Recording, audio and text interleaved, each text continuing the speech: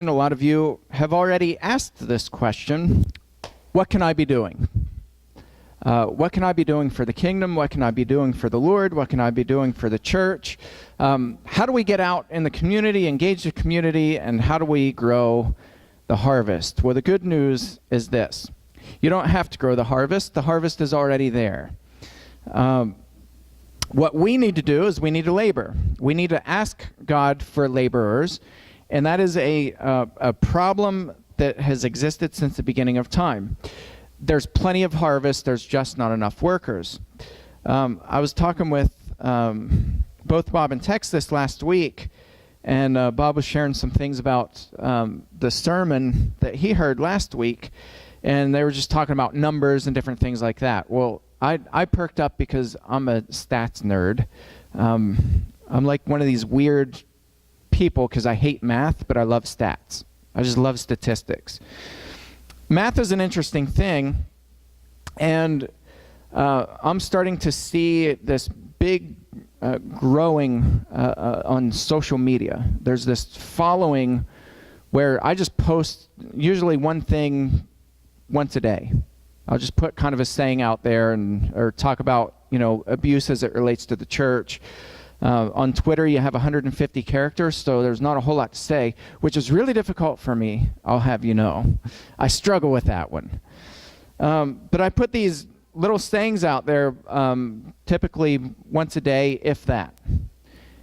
And I started my account, I don't know, probably 5 months ago or so. And I'm seeing this mathematical equation where, there's like this real slow growth, but with consistency, it starts to grow rapidly. And so just this past week, there were, I think, 30-some, almost 40 different followers that started following me. Now, it's not about getting followers, but it's kind of an interesting principle, right? People are thirsty to hear the word. They just are. And I think we're so afraid to do it, and we spend a lot of our time just saying, okay, what can I be doing? How can I engage the community? What should I be doing? So we ask questions like that, and meanwhile, guess what happens? There's a harvest that's out there ready to be reaped, and we're not reaping it. So Jesus talks about this, and so today I'm going to talk about the importance of prayer and how prayer is essential. For us as Christians, it's essential for us to be praying and praying very specifically that God engage us and that God send workers so that we can go out and that we can collect the harvest, to use Jesus' terms. I like gardening, except for this year. I really don't like it because I have this big garden of weeds. My garden got ruined from all of this rain, which I'm not complaining. I like rain. We need rain. Rain is essential for life. But I have a bad habit of planting my garden on the years that I want to have it at the worst possible time. So it either gets wiped out by frost, like early spring frosts, or water, or drought because I'm too lazy to buy an extra extension of hose. So those sorts of things. I'm not good at it, but I like it. But the really cool thing is when the garden reaches that critical point where you kind of tend to it, and then it starts producing. And then you can't keep up with it. You can never keep up. Like, it doesn't matter how much you pick. There's just not enough hours in the day.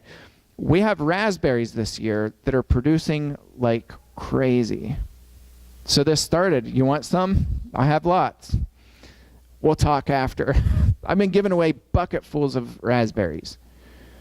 I started off, I was excited. I pruned them in the spring.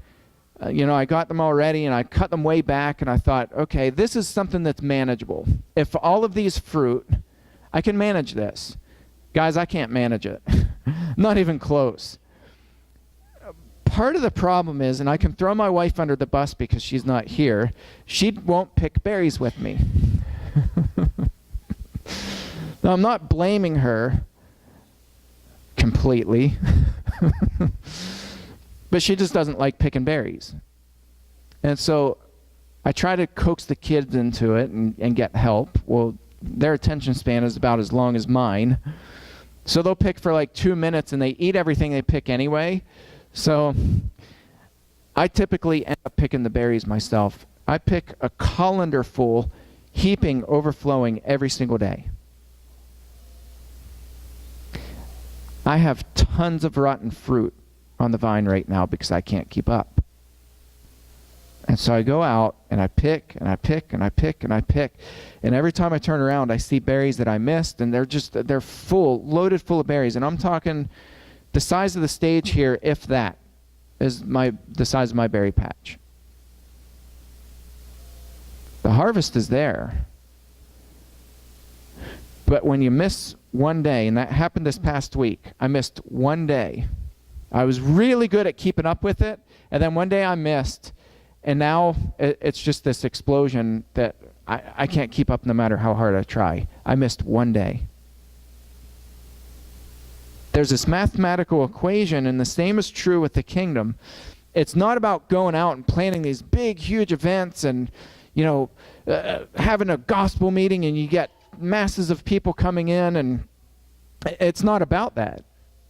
The kingdom is about doing your work, whether it's planting seeds or whether it's watering or whatever it is, whatever your job is, it's your job just to do it. And so we've been talking a lot here. I've been working a lot with our shepherds, and we're talking about how we engage everybody in the congregation, because right now, every single person is needed. Everybody. From the little ones to the ones that go this big and then they shrink back down because they're older. And everybody in between, right? We need everybody. So we're going to talk about prayer for the next 3 or 4 weeks and how that plays such a vital role in prepping us to go out and to work with people. So as you know, we've been working with the Children's Aid Home, and there are kids right now who need ministered to. They need help, desperately need help. And so we have to think about progression. And it's not about planning these big events and going and doing events, because we've tried that before and it doesn't work, and it's not a good biblical model. A good biblical model says you bathe everything in prayer and you allow God to prep us for works of ministry. You allow God to prep the hearts of the people you're ministering to. You allow God to prep all of our hearts. We changed the opening prayer from opening prayer here to what? Prayer of preparation. Now, I'm a firm believer in preparation. We need to ask God to prepare us to worship. Prayer is powerful, and prayer is effective. So here's what Jesus has to say. We're going to go back and read this, and then we're going to go into 1 Corinthians. Matthew 5:35 through 38. And Jesus went throughout all the cities and villages, teaching in their synagogues and proclaiming the gospel of the kingdom and healing every disease and every affliction. By the way, Jesus did this and no more. He preached, he healed, and he moved on. Right? I look at some of the applications or churches that are seeking ministers, and I look at that and I'm like, this is like they want the preacher to preach, to do counseling, to do visitations in the hospitals, to do planning events, and on and on and on. And some of these churches have lists that are so long, and I'm like, we're missing it. We're missing it, and this is why the church is ineffective.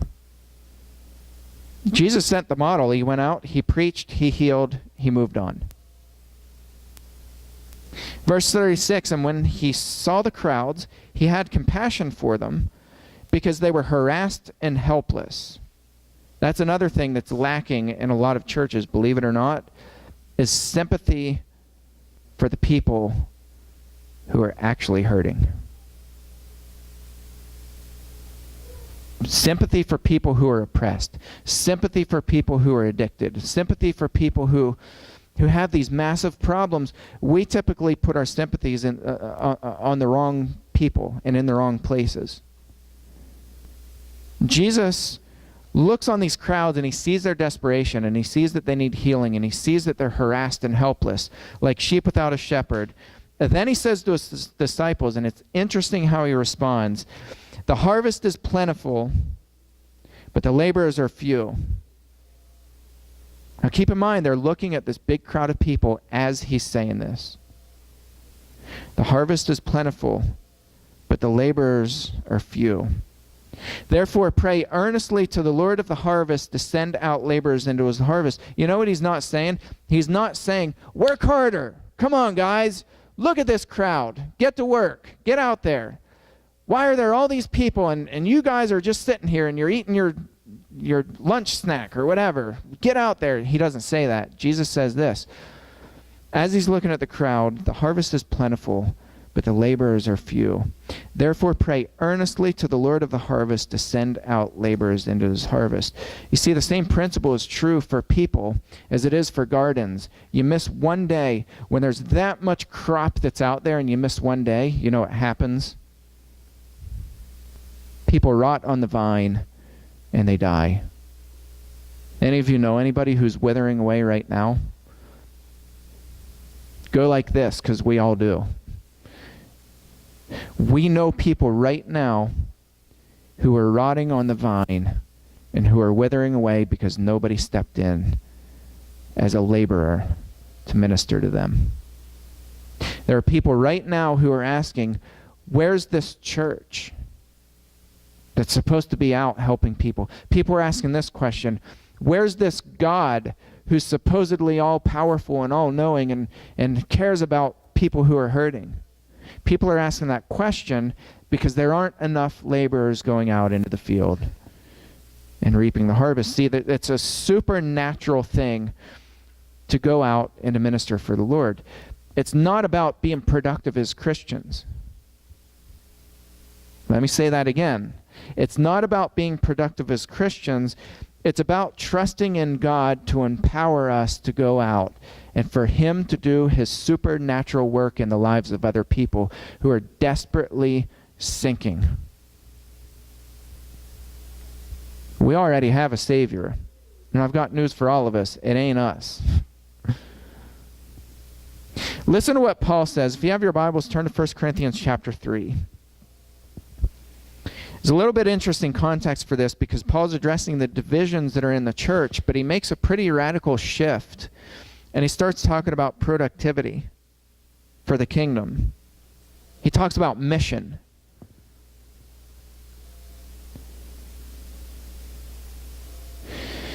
Chapter 3 of 1 Corinthians, starting in verse 1. But I, brothers, could not address you as spiritual people, but as people of the flesh, as infants in Christ. I fed you milk and not solid food, for you were not ready for it. And even now you're not ready, for you are still of the flesh.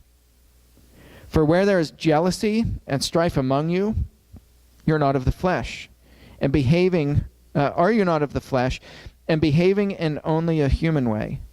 It's interesting language because, I think they're thinking, well, of course we're humans. We're people. Of course we're behaving in human ways. But Paul's making this point. There's something supernatural about praying to God and trusting that God will execute the mission. It's supernatural. Any of us who have done any work with certain people have looked back and we say, that can only be described as a miracle.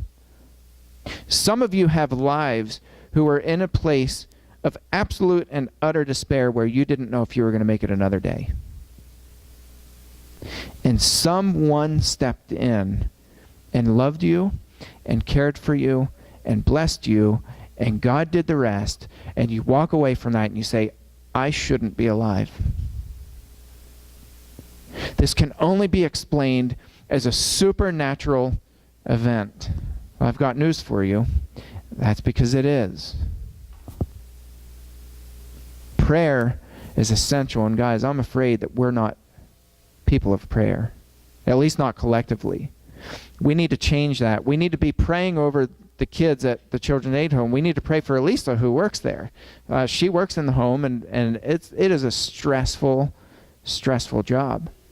We need to pray for the hearts of the kids who are there whose parents don't want them, or whose parents are abusive towards them. We need to pray for our hearts, that we're prepared and equipped to minister to people who are in the ditches, who are hurting, who are broken. And so Paul comes back, and he's saying that to the Corinthians. You guys should be focused on mission. You should be focused on reaching people with the good news and the hope of the gospel of Jesus Christ. But instead, you're fighting with each other about stupid things. Paul says you're acting like humans. You're not acting like supernatural, spiritual people. While there's jealousy and strife among you, are you not of the flesh and behaving only in a human way? For when one says, I follow Paul, and another, I follow Apollos, are you not being merely human? What then is Apollos? What is Paul? Servants through whom you believed, as the Lord assigned to each. In other words, Paul's saying, I'm not anything special. Apollos isn't anything special. We're only servants. We served you, and you obeyed the gospel through us, and that's it. But he's not done with them. Verse 6, I planted, Apollos watered, but God gave the growth. So neither he who plants nor he who waters is anything, but only God who gives the growth. Isn't that interesting? See, we tend to make ourselves into something. Whether we mean to or not, we try to make ourselves into something. We try to build ourselves up. And we talk about, like, right, when we get offended or we get upset with other brothers and sisters, we're like, well, I put 9 years into this ministry, and I volunteered from the time I was 15, and this is the thanks I get in return. Listen to what Paul says. I planted, Apollos watered, but God gave the growth. So neither he who plants nor he who waters is anything, but only God who gives the growth. We need to stop giving glory and praise and honor and all that stuff to ourselves and give it where it belongs. We need to give it to God, and we need to drop to our knees every single day and pray. Pray, pray, pray.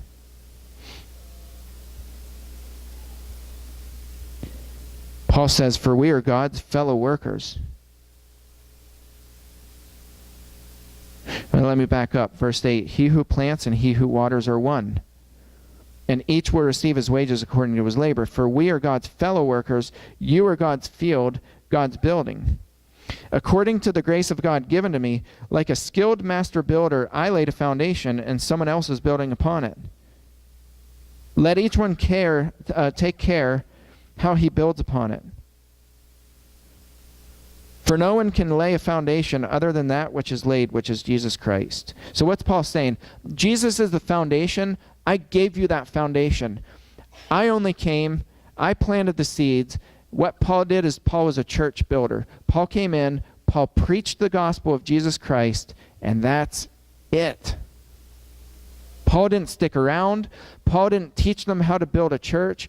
Paul didn't teach them, how to really establish leadership, except he wrote a couple letters where he just kind of gave generic things for how to appoint elders and deacons, and that's it. Paul didn't do that kind of work because it wasn't his job. Paul's job was to preach and to tell people the gospel of Jesus Christ and to move on. There were other people who their job was to pray. That's all they did. They just bathed the congregation in prayer. That's it. There were other people